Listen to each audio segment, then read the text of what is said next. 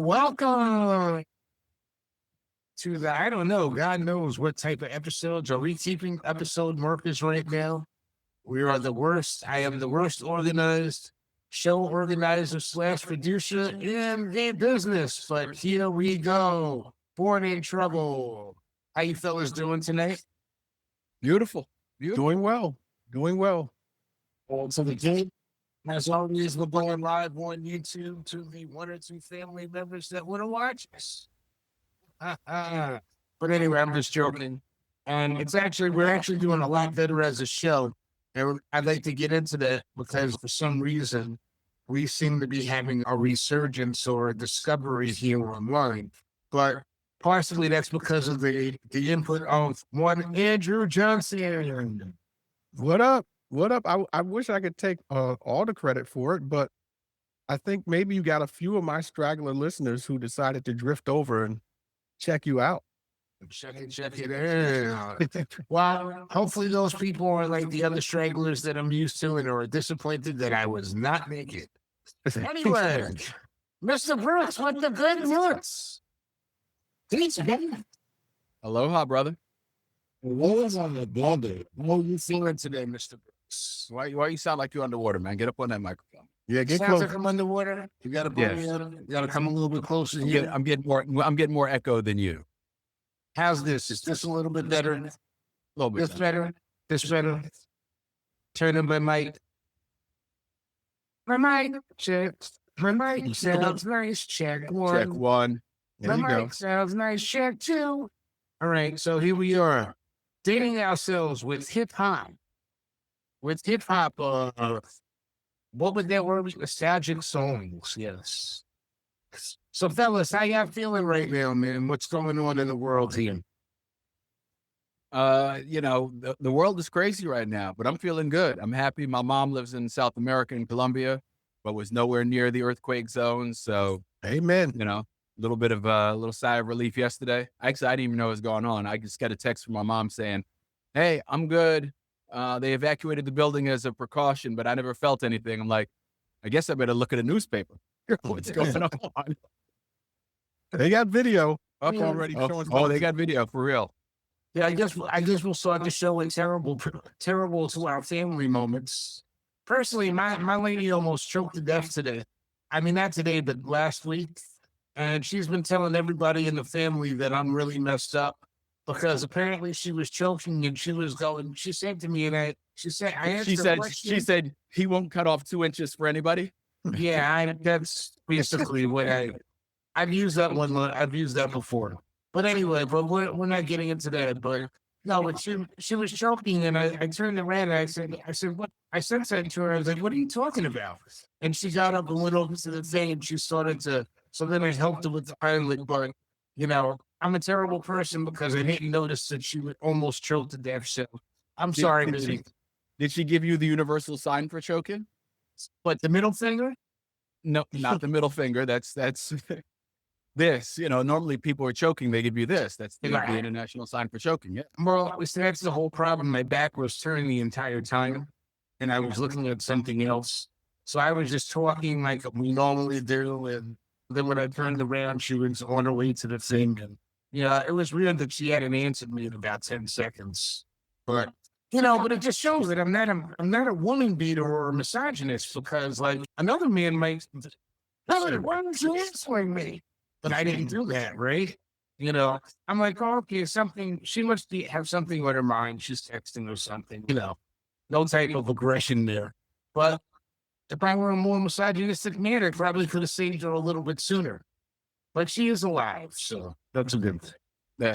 Well, I think that, earlier you had posed the question where you had said that the show has experienced a little bit of a rebirth. Mm-hmm. People are discovering it, new people are discovering it. And I think some of that is because people are looking for alternatives to the manosphere. There's so much ugly, toxic male conversation out there. Yeah. And I think people are finally starting to go, wait a minute, this can't be. If these are all guys, if this is what all guys are, we're cooked. There's got to be some guys out there who, are at least towing the line a little bit. Yeah. Well, I mean, we all know that you don't have to be what they describe as an alpha male. First of all, Andrew, you could probably break that down better about the differences between an alpha and a beta, because we know that they're not really alpha men, but we view strength a little bit differently. Strength for me is like today, I get a phone call from my granddaughter looking for money for her pocket, so she's going to school. The reason why that's strength to me is because she feels that strong enough in her relationship with me that she can pick up the phone and she can call me and ask me for what she needs and tell me why and have a conversation with me about it. And before that, before she called for money, they all call for money. But before she called for money, like the week before, she had called me just to say hi, but she wasn't thinking about the money. So it's like, that's, it could be a setup, it could be She's playing the long game. Long game, Let her yeah. grab on up. It could be. That's what I was about to say. It could be. But listen, but that's, yeah, definitely. So it's like, that's building a relationship though. That's, that's what we want in everything. We want our daughters and we want our family members to come to us first. And I think that a lot of people, when they discuss masculinity in particular, masculinity is none of these things that these guys describe. It may go down that way, but that doesn't make having a large phallus and everything. That doesn't make you a man, or being able to use it. It's like being able to be compassionate to the people around you, and at the same time, it's like we're not soft either, because it's like, what am I? Well, I'll get into that later. Andrew, you have something you want to add to that or think about that? Yeah. Well, we have the quote unquote alpha males and what they call beta males and all this silly stuff. But the ones who are on the platforms talking about that they're alpha males, the ones you see talking, usually they're the exact opposite of what they are portraying. So a lot of them say, don't marry baby mamas, and they're married to baby mamas. They'll say things like, you're soft if you're being a stepfather, and they're stepfathers. They do a lot of those things, and so they're grifting, most of them, and they're being exposed, but there's still an audience for them. But I'm be doing an episode coming up soon on Sigma males, and that's just the alternative to both, where they are the true alphas in the sense that they're not the ones who are basically running around trying to get every single girl. They can do things on their own, but they're the ones that the girls generally want because they're not so aggressive in their approach. They don't have a problem. They take care of business. They handle their own stuff, and they're very responsible. And I wanted to do a show on Sigma males, which is totally different. So a direction where those are the men that are quote unquote, women might say, got away because they can't secure those types of guys. And so I a while back, I did one called the good man tax. And I was just referring to men who are good and decent men as they get older. The women who turned them down when they were younger wish they could have them now. But if they try to get them now, they got to pay a higher price than what they would have paid had they did it before. And so the Sigma males kind of fall into that category. Well, dating, there's a large element of regret that's involved in all dating. When that's something that they've done, or just basically have lost. Rob, you have any thoughts about that? I look at it a little bit differently. Okay. In that, there's a lot of, you look at my early dating track record, I was a little bit out the box. You grow up, everybody telling you that you're going to have all the girls in the world. You start to believe that you should have all the girls in the world.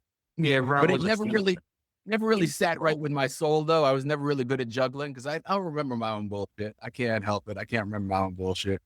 So I was never the juggling, but I tried it anyway. And it just didn't really work for me. But I just sort of look at it like the relationship doesn't work out. What did you learn? And then keep it moving. Like I always tell my current girlfriend one day, she was like, if we break up, this is going to happen. I said, I'm not really sure what you're talking about. I said, if we break up, it wasn't meant to be. I'm going to take the good from this. I said, the next person that I date will be you plus, every person I date, we take the good from that and we add on to that. And the next person is that plus. I said, so, you're thinking you're going to go back into the pit and you're going to be dealing with bullshit, but that's an individual choice. Like I grow from every relationship. Yeah. And I think too many people wallow in the, you know, one of the things that people need to do more of in this world is like people who like them. Yeah. Yeah. And you know what? Like I was thinking about something along the lines of what Andrew just said a second ago.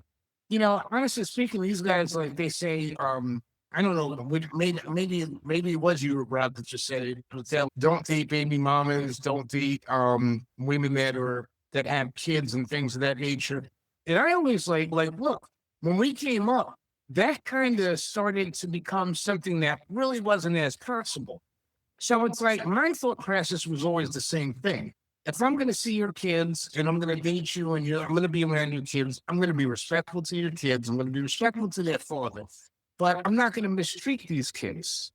And I'm not going to be angry at those kids and act like an infantile man and try to argue or fight for your time with your kids and everything. And basically take their mother away from them. But And you know, there's a lot of dudes who do that, though. There's a lot of ton dudes who are in and that's- competition. And that's my whole point. That's my whole point in mentioning it. Because, like, really honestly speaking, you know, especially when we talk about all this community talk and who's black and who isn't black and how you're going to deal with people and everything. When you step in somebody's house and you're talking to their kids, I don't care if you birth them or not and everything. You're trying to get with their mom. So how you treat their kids is going to be a reflection of how they treat their moms. Now, that doesn't mean go out and come there and try to buy toys for the kid as soon as you get there and try to basically buy their affection, because basically then you're going to be buying the mom too. So you're off, you're going to get on the wrong foot from the beginning.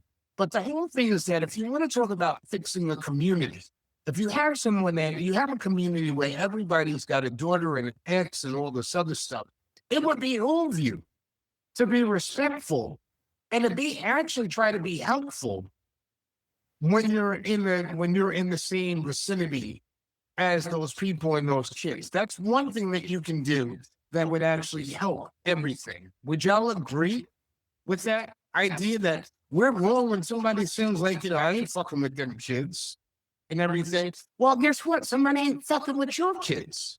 So now your kids are going to be subjected to somebody. And that's the thing that gets everybody mad. Like, oh, you know, you better not be, I say that to my kids. Now, motherfucker, you're doing the same thing with somebody else. How do you expect disparate treatment? How does that work out? Isn't that what we're doing? Isn't that the basis of everything that we do here? Expecting disparate treatment for the same activities? You call somebody a racial slur, but you expect them to respect you? You know what I'm saying? You call a woman a hoe and then you expect her to come and like want to be with you? Like, have we gone too far with negging in all aspects of society? That's a good question. I would say we probably have went too far, but I'm under the theory that everything eventually will revert back to the mean. But you're correct. You know, if you're gonna be in a relationship with a woman who has a child or children, you got to understand your place and your role in that situation. And you have to go in there with that thought process in mind that this is the way it is. And if you can't do it or can't handle it, then be upfront and honest with them right away. You know, because sometimes you just can't, some guys just can't do it. You know, maybe it's their ego gets in the way. Maybe they're used to being, you know, the center of attention. You're going to have to take a step back when you're in a relationship with someone with children. That's just like behavior. So, Yeah. and a lot of these men, and like, you know, a lot of those men will claim to be alpha males that actually practice that. And that's it. That is like really like, it's a red flag for this. Like, seriously. And I'm going to, Robert, you have something to say before I go off, before I go finish? No, you go. Let's hear you go off, Holmes. No, I mean, that's basically, I mean, here's the thing. Like, if you need to be the center of the attention, then you just need to leave a woman with kids alone. Yep. Like that. And once again, you know, too many people get caught up on the visual. Date people who are like you. Date people who are like you. Stop reaching out for shit that ain't really for you. I was with this cat the other morning, and he's very successful in what he does. But he has, we're in the cart together. We're on the golf course, and his phone starts to blow up, and his girlfriend needs $600, and she needs it now. So he's, hustling. And the picture, he in the trap. What? Go ahead. Oh, this brother, he caught in the trap. Like, you look at her, you're like, oh, he doesn't chase something that's above his station, and now he gonna be paying for it for the rest of his life. It's just not. If you need to be center of attention, woman's got kids, leave it alone, man. Move on to the next. There's another one. Like trains, there's another one. There's more of them than there are of us. So just keep it moving. The whole shit thing. But then again, there's a lot of women who, as soon as they meet that man, they start putting that man in front of their kids because they don't know any better. And that's a mistake. Right. They don't know any better. They just think they got to take care of their man. And now these kids is in the way. Andrew, why do you think it's a mistake? Initially, it's a mistake just simply because you don't know where that relationship is going until you have some idea or I would say a positive signs that this is going to at least be a long-term relationship. I just don't think that every man that a woman comes in contact with that has kids should be meeting her kids. I just think it's you can't just expect because as guys, we know that sometimes we will date a woman with kids, but we're only interested in her. We're not interested. I mean, sometimes we just want what we want, and then that's it. And so, but as long as you're upfront about that, there's a lot of women who are more than willing to, like, hey, look, I really don't have time. If you meet a woman who's got some sense about her, there's a lot of women who've done the math, who've done the math in terms of their time. Like, look, what I need is somebody who's going to be respectful, and every once in a while, wring my back out. Right. Like, I don't need you to take care of my kids. I don't need that part. I just need relief on the side. And if you can be straight up, you can have that great conversation, and you can get into that kind of relationship. But the problem is, dudes start, they promising more than they're really willing to give because they're just at this point, they're in to say whatever it takes to get the booty. yeah. And that's when we wind up underwater. Yeah. And that's the point I was making. I was just trying to say, like, some guys are going in that direction and have no intention on having any type of thing with the children. And when back when I was younger, I would let women know up front, where I stood with the whole thing and, what I thought was going to happen, but I've only had, I guess, with women who had children or a child, I've only had really one relationship that lasted more than a year. That situation, because I never really, it wasn't that I was against it. I just didn't, at that time in my life, didn't see it happening. And there's a level of maturity that goes into it with being a man. It's not every man can do it. And I can just say it's that. a lot, and there's not the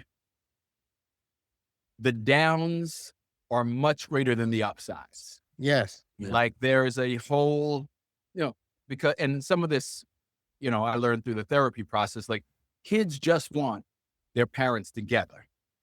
Kids don't want to be separated. Kids don't want their parents separated. So they're against you from the word go. And it's not their fault. They're not being mean. They don't think that you're a dick or whatever. They just want their mom and their dad together. And so you have to navigate that piece of it. And that's tough. And so sometimes you can contribute everything and the kids adore you and whatever. But then this guy decides he wants to stop, he's done playing with his snow bunnies and whatever, and he wants to come and feel some love. And now you're going to get the cold shoulder, and you got to be okay with that in that moment. But Mhm. a lot of dudes start flipping. Oh, I've been paying for this and I've been doing this. And now it's what you signed up for, man. The good and the bad. Right, right. And that's pretty much what life is all about. It's about dealing with the fact that we're not always going to make decisions that are lasting. Like, and I'm going to change the subject a little bit because this is kind of like what I wanted to get into about identity and really how people view themselves. And unfortunately, we are in a situation and a system where everyone is being manipulated based upon how they feel, how we feel, and how we view ourselves. And I notice all these different subsets, and I can just go straight to the Black community. We've had the conversation before about the FBA, and you've got the Pan-Africanism, and you've got the Jamaicans and the Africans, and like all these different groups, and then you have Indigenous American peoples, and then you have Mexicans, and you have Puerto Ricans and, Dominicans. Like that's been a big thing recently between Dominicans, Black Dominicans, and all these things and all these different places where we have these people that are all brown people that are really coming at each other. And all of these groups of people, if you wanted to name a spokesman for any one of the groups, like, could you name one off the top of your heads, either one of you? Could you name the head of the Dominicans, FBAs, Blacks, whites, Puerto Ricans? Can you tell me one person? Wait, you don't have an answer for it. You do not have an answer for it. And that's the whole point. There is nobody. There is no leader. What this is contrived bullshit that had people at one time that were speaking about, and this is the way that the world is going. We used to talk about a diaspora, right? Nobody talks about a diaspora anymore. Now we talk about who started what and who did what first. And I just want to know, is there any intrinsic value beyond yourself? I know about my history on my father's side almost completely, thanks to Xavier. And of course, family members going to family reunions. We were there for a long time. And, I've been there on my mother's side, it's a little bit more the story. I don't know as much about that story and everything. But I know that I'm here now. And I know what I represent now, and I represent me. I represent my family. I represent my people. And as far as my community is concerned, well, that's a deeper conversation as to what actually makes up a community in this day and age. But do you feel like these people are having these, do you think that people having these identity conversations, is it really just a cry for help for people that just want to be seen? No, I'm serious. Like you can laugh about it, but it's like really honestly, I really think that's what it is when you give it a thought process, because there's no place where we're gonna all go out the FBEs and the Pan Africans, and we're not gonna play a soccer tournament or even have a boxing match against each other. You know what I'm saying? If there's a group, the indigenous people are not leaving the fucking reservation to go over to to where the Black Muslims are, so that way we can start a war. This is not happening. So what is the fucking purpose? Are you pitching the Identity Olympics? That's it. I mean, it seems like that's what the internet does on a daily basis. But here's the thing: all these people are cooked in the same stew, right? It's all we all grew up in the same pot. We all grew up learning the same BS. People are built to be connected, and they always find a line a thread line in which to connect themselves. Whether it's their religion, whether it's their tribe, whether it's their village, whatever. They always find a thread line. They just, in this country, invented a way that became very inclusive for all the Europeans and very exclusive for those of us who did not look like Europeans. And we are all going to continue arguing about identity because that's the game that they have us playing right now. Like I grew up, I'm a mixed kid. My mom's from Colombia, South America. My mom looks white. I remember I had no idea. I was in school one day and my mom came into the office and there's this dude, Peanut, that I played football with. I wish I remember Peanut's real name, but Peanut went running down the hallway screaming, "Yo, Rob's mom is white." And like, that was the first time that I really knew that my mom was white. Like And, you know, I was in school already, but she was just mom. Right.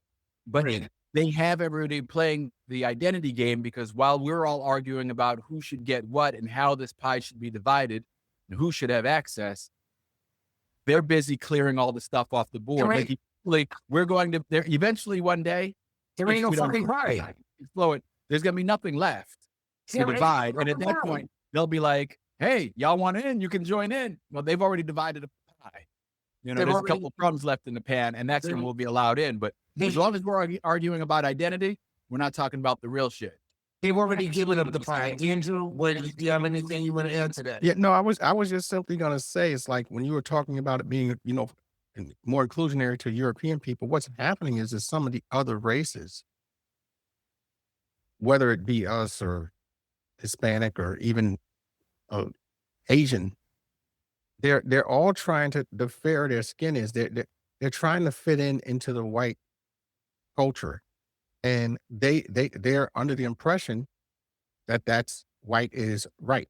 So if they can fit in and be a part of it, then they won't be the ones being ridiculed. What they're finding out, and especially geopolitically, what they're finding out is that they're still looked down upon. They're not going to be a part of the group. If you remember way back when I was talking after the election, when the one guy thought that because he voted a certain way, that gave him inclusion into the white community in Texas. And he quickly found out that that was not the case. And so a lot of people really believe this, that they are included in certain things. Pertaining to some of these groups, these FBAs and all these other different groups that they're labeling themselves and calling themselves, you know, in New York, we never had these types of conversations because everybody's everywhere, you know, and it's just like, we just looked at people, and if you, you know, we just hung out with you just because you were, you know, we didn't care if you were Jamaican, you're from Haiti or wherever you get, Dominican, we didn't really care. I mean, we were just, you know, just having fun. So when I'm hearing this stuff now at this stage in the game, I'm looking at these guys like they're crazy. What the fuck? Like honestly, like, you know, the reason why I thought about it, like I'm completely over the topic. I just need you to know. Because like, you know, what I'll do is I'll go and I'll scroll and I'll read a certain amount of comments, but there's like a limit inside of my brain that says, okay, enough of this bullshit. It's over with. And the only comment I made on this recently in the past, like I went through a period where I was just reading these threads for like, you know, 2 weeks straight about this. And my comment was, I just wrote in, I fucks with those who fucks with me. It's not simple. That's how we've always been. You fucks with me, I fucks with you. On a real level and everything. I can't tell whether or not the person who's light and bright, if he's gonna be a sellout or he may be the most damn motherfucker, the shit you wearing motherfucker. You know what I'm saying? Got fucking munitions in his crib. You know what I'm saying? You don't know who is new. You don't know who is who, which is basically like, you know, the real deal. So it's like, I just come to this understanding that these motherfuckers are just sousing about shit that they have no fucking clue about, and they have no problem doing it. And it's like, you know, like the conversation I had with you, Rob. Me and Rob had to talk for a couple of weeks, maybe 10 days, until like, you know, like yesterday. And I just saw it, and I was just like expressing to him the difference between post-recovery and how you feel about things post-recovery. And really, honestly, it's like, I can't give less fucks about a lot of these dumb positions that people say that I've ever in my entire life. I don't want to warn people.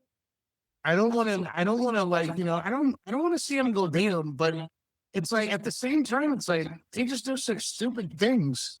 And the reasons why people are doing these things for identity politics, and just like, none of these things have any money. It's like, what part of the game is that? I don't understand the game. I don't. But there is, but the game is being played at another level. Like, so the world has changed a lot, right? when my mom and her people immigrated over to the United States, basically you said goodbye to those people. You know, you embraced the new language. You tried to become part of the culture. So they came over here and they tried to get as white as possible, right? Now you move over from anywhere. You can watch the same TV shows you always did.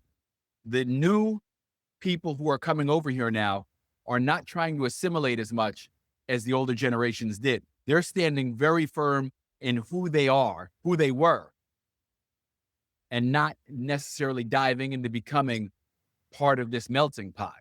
And I think you see a larger part, you know, identity politics plays into that because these people, they're Dominicans now. They don't give a shit about whatever.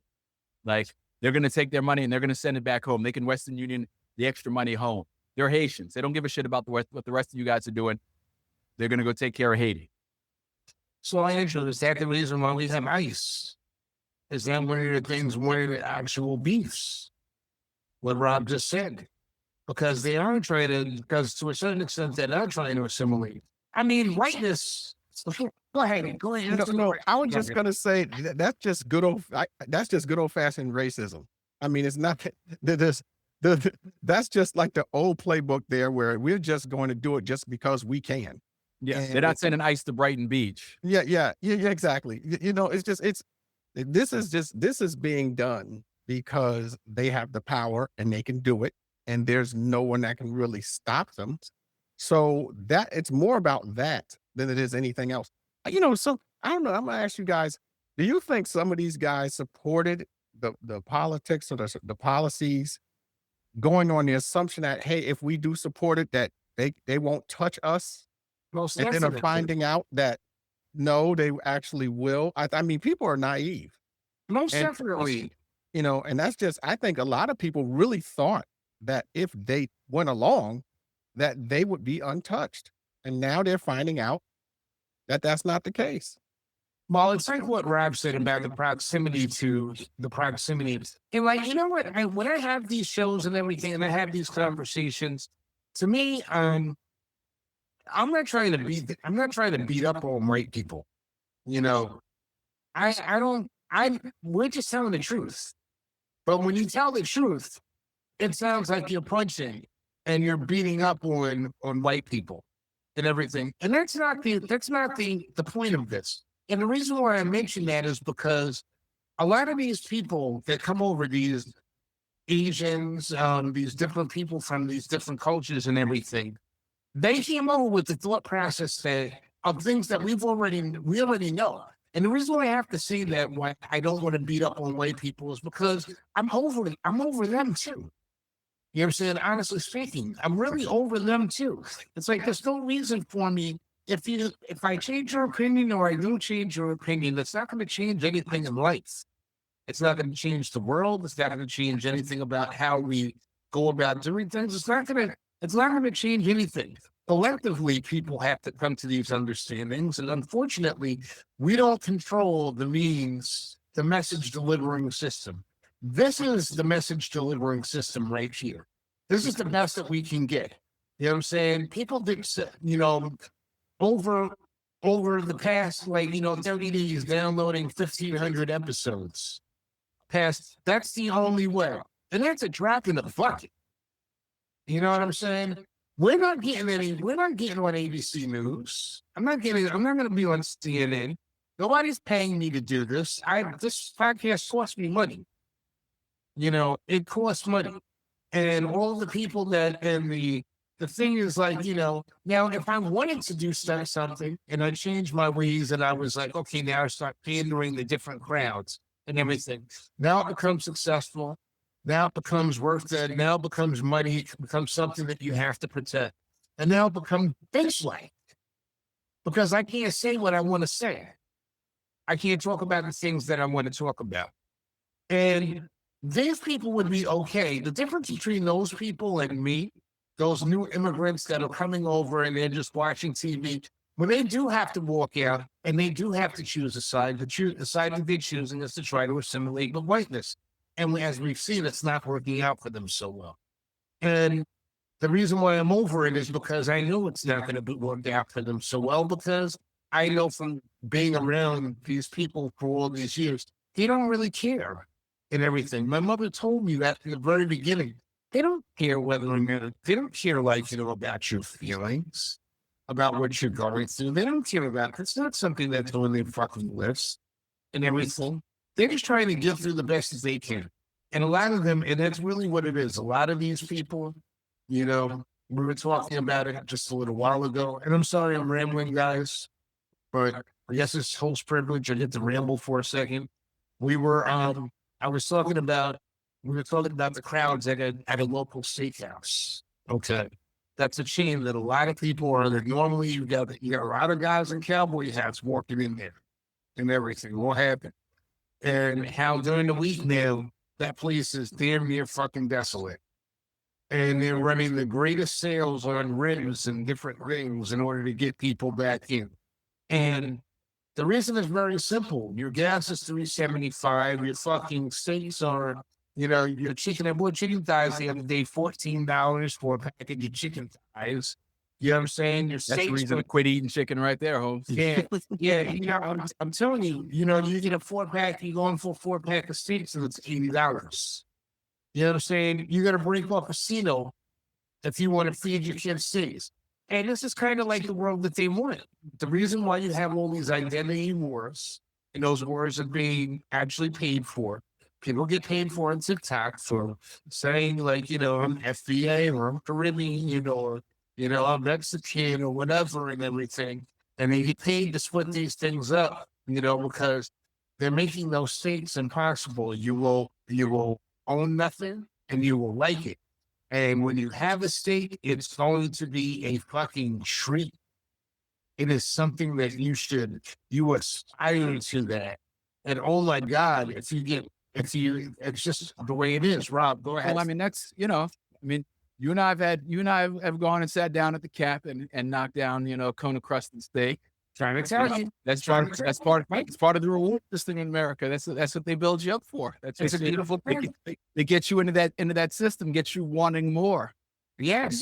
Get you on the carousel. But before I forget, because you had said something earlier about this being, I heard the best internet clapback, or saw the best internet clapback that I've seen in a long time. Jamel Hill, journalist. Some cat tried to clown her and say that, basically he was like, look, you on the internet giving your thoughts away free, just like me. She's like, look, honey, only one of us being paid for their opinions. What you thought I failed at wasn't even a possibility for you. And I was like, God damn, my eyeballs feel a little bit hot after reading that. What That's a good one. I failed at was not even a possibility for you. She pulled out the big joker. Yeah. And you know what? I have the same kind of that thought. I must have been out there in the ether because that thought crossed my mind. Because you know what? I think people sometimes they sit up here and they get in these spaces on the internet and they get into the critical modes where they just criticize at everybody. And you ain't done nothing. You're sitting at fucking home. You never listen, a lot of these topics that we talk about, when we talk about stuff, we have experience in these topics. I'm very fucking careful. Even when I've had guests on the show, we talk about money and finance because, guess what? I used to be a mortgage banker. I have the certifications to do the personal finance for you and invest your money. I don't do it, but I have that knowledge. I actually studied it. I read it. I learned it. When we talk about the internet and communications, Rob is a communications professional. When we talk about what's going on in society, Andrew is a fucking sociologist, psychologist. I don't even know what your title is exactly. But but what I'm saying is the point of the matter is that, and we're all of a certain age, we have experience in these things. We can talk about this stuff. And I can talk about the good things that I did, and I can talk about the bad things that I did. I can talk about everything that I did right and everything that I did wrong. And I'm not ashamed to talk about the things that I did wrong. I don't care how I look to you. I don't look at this afro. You think this motherfucker gives a fuck about how I look to you after you listen to what I say? No, I'm going to tell it like it is because that's the way I have to do things. That's the only thing I found out about my death experiences. I can't hold my tongue. I can't hold back. I can't not say things about people. Now, that being said, there's a certain group of people I can't say that control a lot of media. I can't talk about in a lot of ways. But even then, and it's like the reason why is because you have conversations about things. I can discern between the good things in the Black community and bad things in the Black community and be honest about it. But some topics or some people, they take them and they make them off. They've taken them off the menu completely and totally. And if you want to get your country back, that's when you start getting your country back, by talking about these things that they don't want you to talk about. But you can't do that because these motherfuckers will be laughing when you do it the next morning. But you know what, John? One of the hardest things to explain to people is that racism is very expensive. It costs a lot of money to be a middle class person or below middle class person to be racist. It costs a lot of money. You're going to spend a ton of money just to say you're better than someone else. It's one of the most ridiculous things out of all of the things, like when we talk about the 7 deadly sins, envy is the one that you don't get anything from. And this is what these guys are doing. They're so envious of our culture, of other cultures, especially our culture. They're very envious of it. So they do all that they can to sort of keep us down. And it's costing them a whole bunch of money. They're going broke. It literally makes no sense because before we started this, we had a melting pot, the world, and they were actually able to participate in a lot of different things. Then they start bringing up this race stuff, and now you need an invite to the picnic and a cookout. Do you not see how y'all basically reverse Uno that whole situation? Like, y'all was stealing barbecue recipes. Y'all niggas was in the house stealing the barbecue recipes. Now, you got to get checked at the door. It's just the way it is. It's like, fuck that. But this is the culture. But, and I have to say, honestly speaking, I don't think it's the culture. That's the culture that the majority of white Americans want. They may not know how to verbalize it. They may not know how to go about it. They definitely don't want to give up none of their shit. They don't want to give up none of their money. They don't want to pay for it. So it's like, right there, a lot of people just turn it off and say, it's a non-starter. Stop trying to help these motherfuckers. They ain't giving up the dough. It's not worth having a conversation about. But it's true, but you ain't giving up your dough either. Nobody's giving up their dough. Nobody wants to give up their dough. It's a simple thing. But the thing is this, though. You have to look at it, and I look at all these guys, and I look at like Elon Musk, for example, who just like gave me a follow on Twitter last week again. You know what I'm saying? That's how I know that we're making like cultural fucking awareness shit.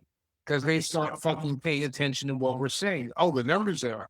People aren't paying attention. We're going to have to come in. We have to come out for after this guy. You'll know that you're really making a difference if he offers you a ride on SpaceX. Yeah, that would be nice. Yeah, that would be nice. He's like, hey, John, would you like to go to the moon? Yeah, sure. Problem is, half the people will be like, oh shit, we're going to go to the moon. Motherfucker, they trying to get you off the planet. Yeah, You're celebrating it. Oh, they're trying to give you a one-way ticket. That shit's going to explode in midair. That would cause the stock to go up. Right. But that's what happens today, though. That's what happens today. They don't even pretend like they're going to take you out. They just take you out. Yeah. They really do. And there's no like the idea of justice in this country. Like justice is being like arbitrated by people who are like, starting arguments with people over like standing on a sidewalk. We're so past due process where you even let these cases go to court. They don't go to court anymore. We solve them right there on the pavement and everything. You've got a messaging system that's telling you to comply. Period. Comply. That's all we want. We don't want to talk about it. We don't want to hear about it. Comply. Get in line. Because once they get you to comply no matter what, then they're going to take something else away from you. But the reason why I mentioned Elon Musk is because this guy's got billions of dollars. All these guys have billions of dollars that are sitting up here in these banks, and this money isn't circulating. And you wonder why you don't have any money. And it's because you're fucking clapping for Elon Musk. You know, the government's purpose in taking taxes from people is to make sure that money does not stay stagnant. It does not help anyone. Period. And you're allowing them to basically change that system. And, you know, I would like for this show to actually at one point become a masterclass for the underclass. Really. And when I say that, I mean, you need to understand how the world actually works. And never this me going and fucking learning, trying to see what you're saying and everything and just going, oh, wait. Like, you know, because I don't have fucking, all I have is fucking extensive experience in many, many different fields. And in high IQ and an ability to fucking express myself. So forgive me and everything for even talking. And I know everybody has got a podcast or whatever, but not everybody has a podcast. Learn motherfuckers have figured it out. But we need to start teaching people to understand, like, hey, this shit is a trap. You know, it's important that you fucking are proud of being Haitian. It's important that you're proud to be Dominican. But what that doesn't do is it doesn't diminish everybody else that's around me. I'm very proud to be a Black man. And, you know, I have to say that because I'm not using the color. I'm using the categorization of being a part of the diaspora. And I'm proud of that. And anybody who's in the diaspora and stand with me, I'm down with them. And that's the way that we have to go about these things.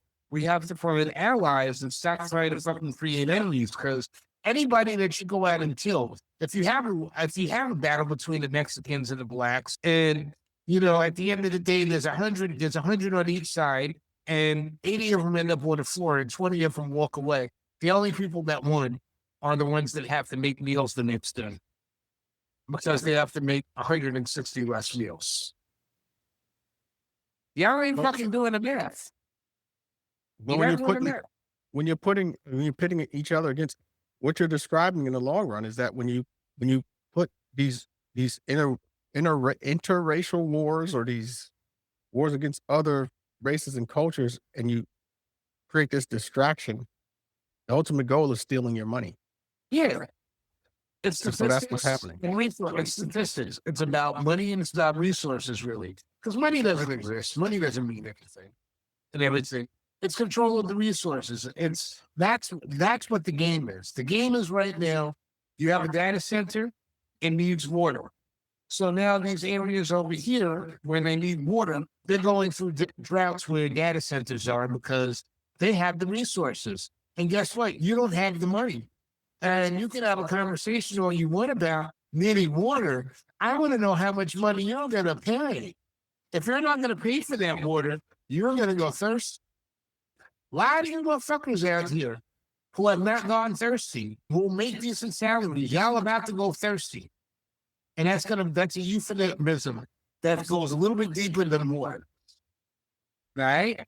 So fellas, like, you know, did I miss anything? Because I really want to try to keep us at a safe range of time. Y'all have anything you want to add to these thoughts and ramblings? I know it's like just really the ramblings of a madman, but it is what it is.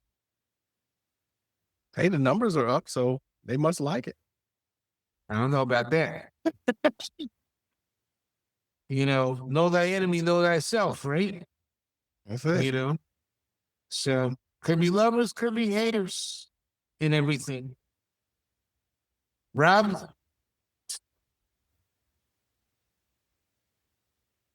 He's muted. You're muted, bro. I'm sorry, my daughter texted me in the middle of this. but for a good thing, she wants to mooch my New York Times password. So Thank you. I'm okay with that. She's gonna do some reading. So Good. and knock her down for that. You know, identity politics is tough. You know, we all have to realize since the Reagan Revolution, They've been stripping away all the social safety nets, and they've been pushing us into our corners because they need us to fight so that we don't see what's really going on. The problem is, Earth is a place where you come to learn, and not everybody's here to be, on that level. As Brother Grant, who's celebrating a birthday today, happy birthday, Grant. Birthday, big brother Grant. Hey, brother. The 85s are gonna be 85s. Yeah. You can't uplift some people because they're not here to be uplifted. There's some things that they need to work through before they can get uplifted. I probably was in that position myself. I had to work through the alcohol thing before I could get, to my true spiritual self. So these fights are going to continue. It serves a purpose for those in power. And until more people see through it, and start to push it to the side, we're going to keep spinning around in this. We're going to be the hamster on the wheel. Which means we're going to have many more times where we can have topics on shows about fuckeries. So last thing It's all fuckery. They asked for 80, we had 2 government shutdowns this year, right? And then a couple of weeks ago, Pete Hegseth went in and asked for $38 billion for more war. Right? We did this whole bullshit last week. The New York Times or Wall Street Journal exposed that, Trump they had to sneak Trump off of Air Force One and put him on a different plane because they're worried about threats from Iran. So, we went to war to stop Iran from having a nuclear threat. We wouldn't have to worry about whether Iran has a nuclear bomb or not if we'd stop fucking with these people. Right. Like, we've been fucking around in their politics since the 50s. And we keep acting like they're doing something to us. Like, as long as we keep spinning this simple bullshit, we're all going to be in the same position. We got to, but there's not, like I said, not everybody's there yet. So it can be frustrating. When you start to get enlightened, when you start to see a little bit above the clouds, it gets frustrating because, man, like, it's right there in front of you. It really is. And this is what I'm saying in master class and the other classes, because the spin is like a funnel. Okay. And the spin starts at a higher level with Iran and Iraq and how people perceive themselves. And it works its way to the Middle East. And then it works its way down to just one country. And then it works its way down to just one person or one government group. And then it works its way to one group of people. And it's the same spins on different levels. And if you really just open your eyes, you'll see that the way that they have they're spinning Iran is the same way they're spinning race and identity. Andrew, you have something you'd like to answer? Just one last thing pertaining to that. I just want to say that when are we going to learn that you really can't win a war in the Middle East? It's just to the point where there's no, I don't see the upside. It's not about anytime. We've never really had an upside in any war that we went into in the Middle East. Even the first Gulf War really didn't accomplish anything other than it just put us right back where we were before the invasion. So, I mean, none of these wars in the Middle East have ever panned out, not only for us, but any other nation that's tried to go in there and mess around. The Soviet Union found out the hard way. It bankrupted them. What if the nation is General Dynamics and Northrop Grumman? And therein lies the problem. It's been amazing for them. It's been amazing for them. That's correct. Right? That was my term. We're winning the war. It's not about the war. It's about commerce, because, and really, honestly, they've created all the problems for us. They're worried about, quote unquote, Muslim invasion in Europe and everything. Well, there's no invasion if you don't bomb fucking Iran, if you don't bomb Iraq, if you don't clear these countries out, if you allow Libya to flourish and, irrigate those desert lands and everything, but then it comes with the commerce. Go ahead. What were you going to say?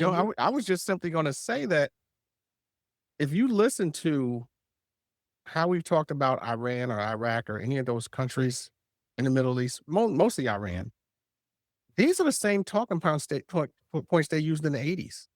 Yeah. They're the exact same words. Almost word for word, they're saying the exact same thing. If we don't attack or do something right now, they're going to get a nuke. But if we don't do something, they've been saying the same thing for 40 something years, and nothing has ever happened. They haven't done any of these things, but it gives them a way to get into that area and mess around. It resonates with the low educated who have been indoctrinated into these beliefs since they're 1, 2, 3, 4, 5. The imagery that starts with cartoons and continues on with the internet. And now it's like even easier. You can pretty much censor all types of books and education. You can, they've created a funnel for the 85s. The 85s are, and they've actually eliminated ways, well, people think that this stopping people on the side of the road and all of these things, that it's just about control. It's also about controlling like outliers. The 60s, the music business is full of outliers.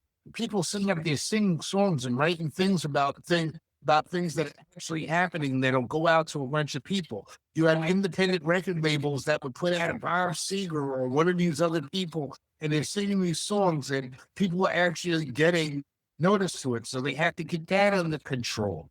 So they got rid of all the labels, and they got those under control. They get the newspapers under control. They have childcare under control. They have all these different controls. So that way, just for the simple fact, they've done all of these things and demolished all these simple things. So that way, Andrew can make the observation, which is silent observation, that these people are easily swayed by rhetoric. A conversation about these people bad, the brown people bad, these people good. And in the meantime, it's like, how many hunks of flesh do they have to take out of your side before you realize that you're completely and totally emancipated, because they've been taking little bites from out of your entire existence? It would be okay if you weren't dragging everybody else there with you, but that's exactly what the fuck you're doing. And on that note, when you hear it, you know it. Like, one of the things that I do, I watch CBS Sunday Morning a lot. And when you come to the end of the piece, there's usually a quote. It usually ends with a quote. And when you hear a piece, like that right there is your ending. And that right there is your note. Just this time. Mr. Fritz, you can come on Sunday. Aloha, my brother. Andrew, good to see you, bro. Good to see you too, bro. I know this man has worked in there, Mr. Andrew Johnson. Hey, anytime. I love coming on. Is that a Jedi sort of thing Yes, of my Jalen shirt. Brunson? No, this is Who is it? Oh, this is OG-Wan Kenobi. OG-Wan Kenobi. Okay. You're out of control. But you know what? I love it. I love the energy. OG-Wan Kenobi. All right. Just to show, let everybody know where we're going. But I am not a fake Knicks fan and everything. I used to root for the Knicks. James Dolan turned me off of the team a long time ago and everything. And I had to so I can't celebrate and be one of those people that's like, yes, the Knicks won, now I'm a bitch. So listen, the whole lesson for today is don't be a bitch and everything. You can call yourself an alpha man. That don't mean anything. Don't be a bitch. Don't mistreat them kids. Don't walk around with your chest out. Don't leave because you got a big penis. It means everything the world's supposed to. We all got big penises on this panel, I'm guessing. Or at least, I know the house does. Not worried about everything else. And remember, as Frank Zappa said, don't you go where the Huskies go. Yes. Don't you eat that yellow snow. Yes. And now we've gone too far. We're in trouble, everybody. Love you guys and everything. Hope you can accept the blue language and everything. We'll be back maybe next week, maybe in 2 weeks. I need to do another show, but I wanted to get this one in here. Love you guys, everybody. Peace. Later.